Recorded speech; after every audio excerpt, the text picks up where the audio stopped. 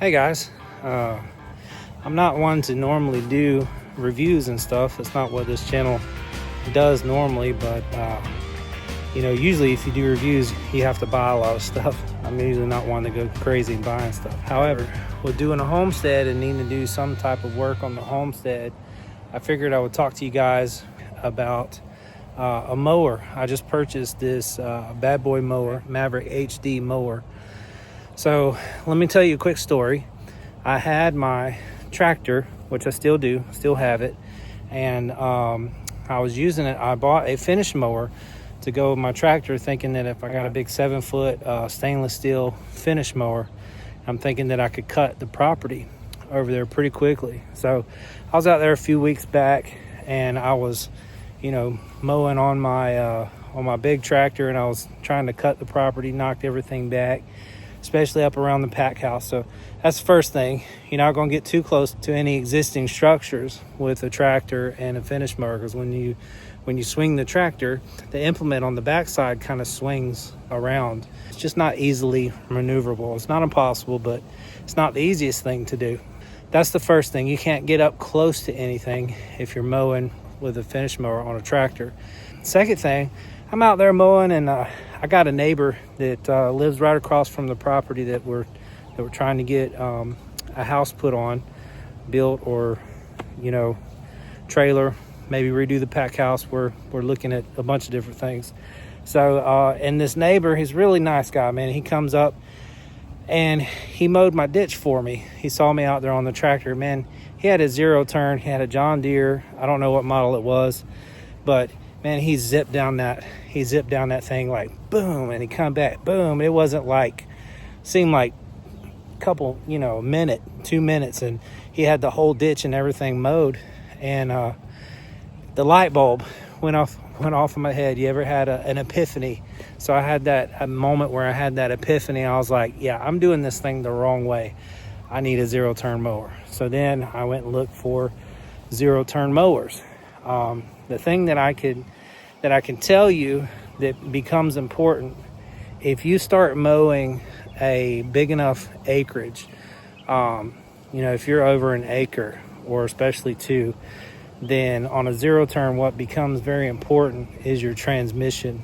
The cheaper 0-turns aren't made to last, especially the transmissions aren't made to last mowing 4 or 5 acres or 8 acres or whatever. They're made for smaller, possibly residential type jobs. So anyways, I got to looking, and honestly, about the best deal that I saw out there with the transmission that was serviceable, I bought that Maverick HD. Was looking at the Maverick, and I wound up getting the HD just because the transmission on the HD was a little bit heavier transmission. I think it's don't quote me on this, but I believe it's a 3400 transmission versus the 3200. Now the Maverick, just the regular Maverick bad boy mower, the transmission on it is serviceable, and so that's why I was looking at that, because that was the first line when you get up to like commercial grade mowers, which is what I needed for the amount of property that I got to mow. The first serviceable transmission that they had, the bad boy had, was that Maverick. So I believe it's a 3200 that comes in the Maverick. And so the HD, when I got to the dealership and I was looking, the HD actually had a little bit better transmission on it. And so I was able to purchase it. Now it's got that seat. I'll probably put some pictures on here for you guys so you can see it. But it's got that seat, and the seat itself is expensive. And I never would have bought a mower for the seat, and I never would have bought that seat for that mower. It comes on it though. So anyways, what I can tell you is, although that's not something I probably would have bought for myself, because mowing, I don't need to be comfortable. I'm gonna be hot, I'm gonna be sweating anyways, right? The thing is, if you're out there mowing, you're mowing acreage, and those 0-turns, they move pretty quick. I think that one it'll cut and run around 12 miles an hour or something like that. So if you're running and the ground is not completely level, you know, there's not just a regular flat yard, it's going to bounce. And so what I can tell you, although I wouldn't have bought that mower for that seat, what I can tell you is that seat, I am really loving that seat. I'm just saying. So if you're like me, a little cheap, maybe not wanting to put the extra money out for a seat, if you're going to be on that mower and you're going to be mowing a lot, I'm telling you, the seat helps. The other thing that helps is the suspension on that. There's these little rubber grommets that the frame sits on. And so as you hit those bumps and stuff, those little rubber grommets, they absorb some of the impact from you riding and moving. So to compare, my father-in-law had a John Deere, and I mowed on his, and it's a good mower. I liked it, but it's still like night and day when I got on that Maverick HD. The ride is so much smoother. I believe it cuts a little better. That's another thing. So the mowing blades, I don't know if it's because of the blades that come on the mower itself, or if it's just because the mower, they say that mower has a higher deck. What I can tell you is it makes a difference. Me and one of my friends, we went out and we mowed somebody's yard. He took his mower, I took my mower, and he's got a zero turn. It's a John Deere, and I don't remember the model number or anything, but he cut with it, right? And when he cut, it just kind of laid the grass over. And I noticed it whenever, because I had just got it, I was like the second time I think I had mowed with it. And I noticed it whenever I went across and cut the bad boy, it wasn't just laying the grass over, it was actually mulching the grass up. So I think that higher deck actually keeps it to where it'll kind of shoot the grass up and the blades mulch it up, and then it shoots it out the side. I've not really had an issue with the deck getting clogged up or backed up or anything like that, and I've cut some pretty high grass, higher than the stuff that you'll see me mow in this video. I mowed some stuff that was almost bush hog territory.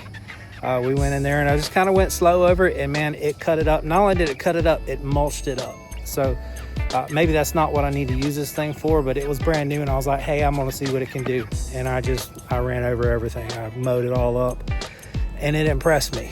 It really impressed me. So if you're on the fence about getting a mower, I would highly suggest that you go check out Bad Boy's stuff. And I'm not affiliated, nothing like that. I'm just a dude that bought a mower, and I really have been impressed with the way that it cuts and what it does. And I wanted to kind of share that with you guys and gals. The engine that's on this one, it works. I think they come with two different engines, but I'll take a picture of the engine. The engine that's on it is plenty powerful enough. I'm mowing on the side of the pack house. I'm mowing about 5 acres roughly on that side, and then even I'm going around the outskirts or the outside of what's going to be the pasture on the other side of the property.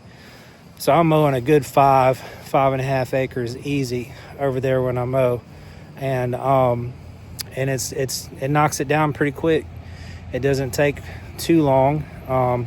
I could probably cut it a little faster if I kept it knocked back, but I think the other Saturday I was out there about 4 or 5 hours, just me, cutting it. And so that's a pretty good bit of ground to cover with a mower. So I've got the 60-inch mower.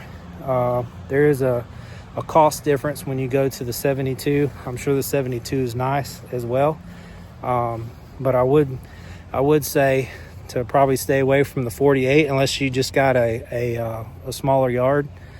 I'm sure the 48 would cut just fine, but when you're starting to cut larger properties like that, that little bit of those few inches make a big difference. So I would say even over the 52 or 54 inch, whatever they are, the 60 inch, man, I've been really happy with it. And if it wasn't such a big swing in cost, I probably would have tried to get a 72. But the 72 does get a little bit pricier. So yeah, if you guys are interested and buying a mower and you're watching this video, I'll give you some advice that one of my friends told me. He said, buy once and cry once. Because I'm always a little, I'm not gonna say I'm cheap, but I do try to save money, right? And so what he was telling me was, if you buy it and you do it right the first time, then it'll save you money in the long run. And so you cry when you buy it, right? But the hope is that over time that will save you money. And so that was my thought. If I'm gonna be mowing, I'm gonna be mowing a lot, then I wanted to buy a mower that was gonna last and do what I needed it to do. I needed a mower that was gonna be serviceable, because the transmissions, like I said, if you have to replace a transmission, your transmission is going to be more expensive to you than replacing the motor on that mower. So the motor on the mower is actually cheaper than the transmission. So that was the importance of everything being serviceable to me. And so I wound up getting I guess the HD is kind of like a lower line commercial grade mower. A lot of mowers on the deck, whenever you're trying to cut up close or up next to something, they'll have like a big gap, right? Because the blades don't go all the way out to the edge of the deck itself. So what I can tell you with this mower, there's not much of a gap there. If you get the deck on up close or next to something, then it's gonna mow. It's gonna mow right up next to what you're trying to mow, and it's not gonna leave like a big 6 or 8 inch strip. Probably whatever's right there next to, if it's a building or whatever, probably leave that little bit. But the blades pretty well go to the edge of the deck, so it works really well. Front tires on that thing are never flat, or the flatless tires, whatever you want to call them, so you don't have to worry about putting air in them, which is kind of a real big deal. If you don't like airing up tires and your tires always going flat, those things are really, really nice. They've held up. I've not noticed them chipping a whole lot or just kind of falling apart or anything. They're good, solid tires. And then also the back tires, I think, are kind of particular to Bad Boy. They've got some tread, some grip to them. It's probably about the only negative thing that I'm going to say about the Bad Boy, and it's not really necessarily a bad thing. It's probably the way I drive. If you turn that thing too sharp, because of the tread that's on those tires, you can kind of cut the yard up a little bit. So if you're trying to mow your grass and around your house and you have to do a lot of maneuvering or turning, you have to be really careful about how sharp that you pull, how hard that you turn, because the tires with the tread on them and stuff, they will grip the dirt, which is good, but they'll rip your grass up if you turn too hard on them. Now, if you're moving straight line, there's no issues with them. They work really, really well. The other thing that I would say, probably, that I've noticed out there at my property, the property is kind of wet at times, and so when it rains, even after it dries up a little bit, I'll go out there and try to mow. If there's any areas that are a little wet or soppy, the mower is heavy. I don't know the exact weight on it, but I can tell you the mower is heavy, probably because of the thick steel and stuff that's been used on it, which will allow it to last longer, which is something that you want. But I would say, if you've got a yard that tends to be stay kind of wet or moist, then you might decide to go with a mower that's a little bit lighter.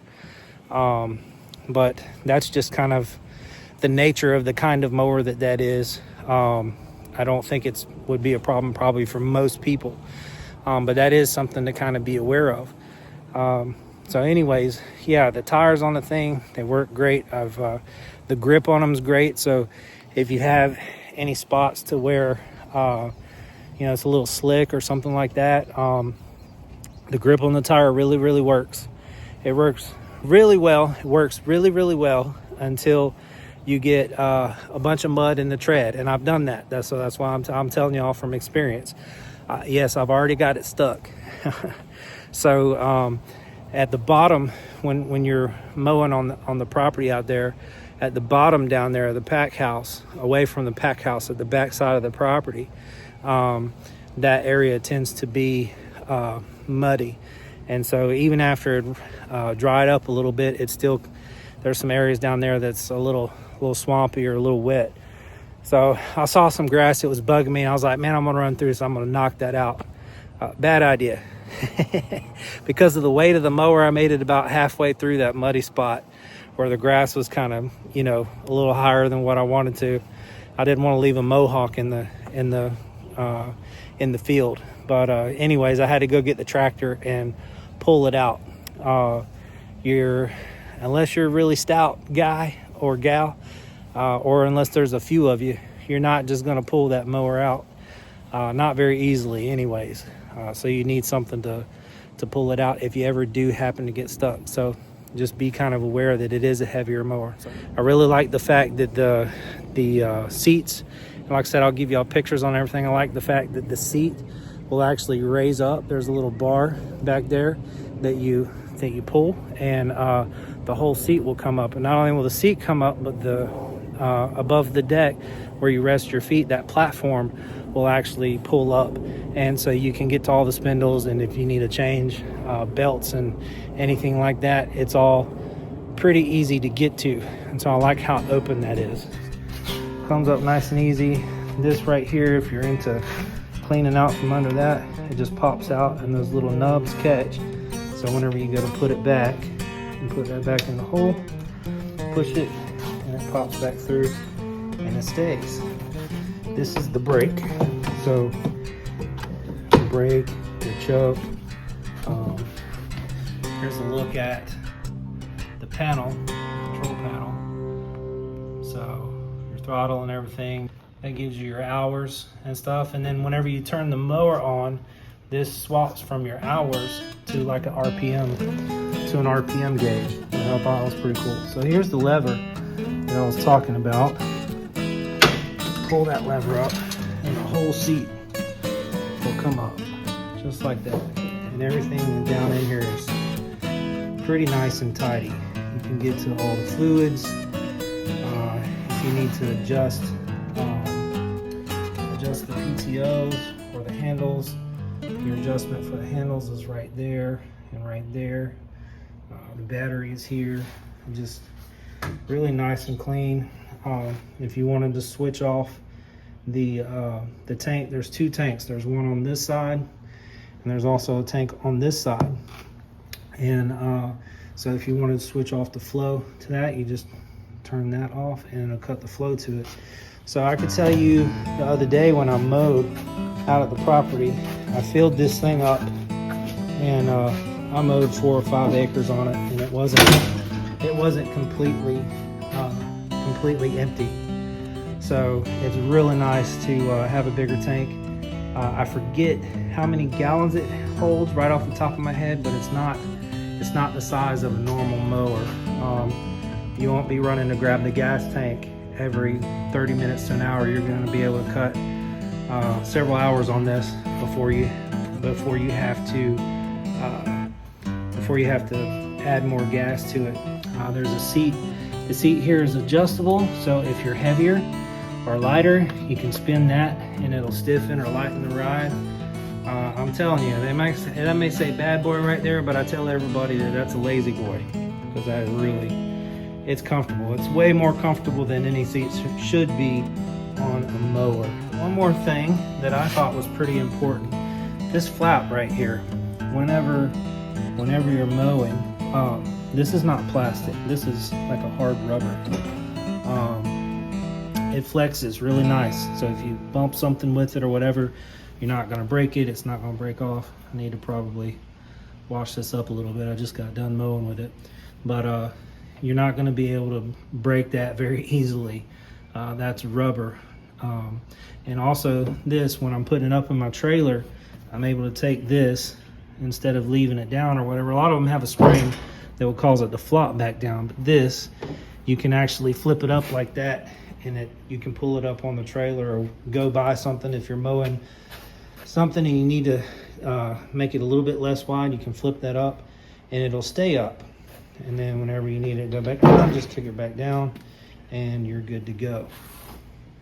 If y'all found this helpful, like I said, I don't do a lot of, and probably won't do a lot of reviews and stuff, because I'm not looking to spend a ton of money. I don't buy a lot of new stuff, but I thought it was worth it this particular time to go ahead and buy a mower and do it right. So buy once and cry once. So if this helps you guys and you find this content helpful, like and subscribe, and you can keep up with us with what we're doing on our homestead. So anyways, you guys have a blessed day, and we'll see you next time.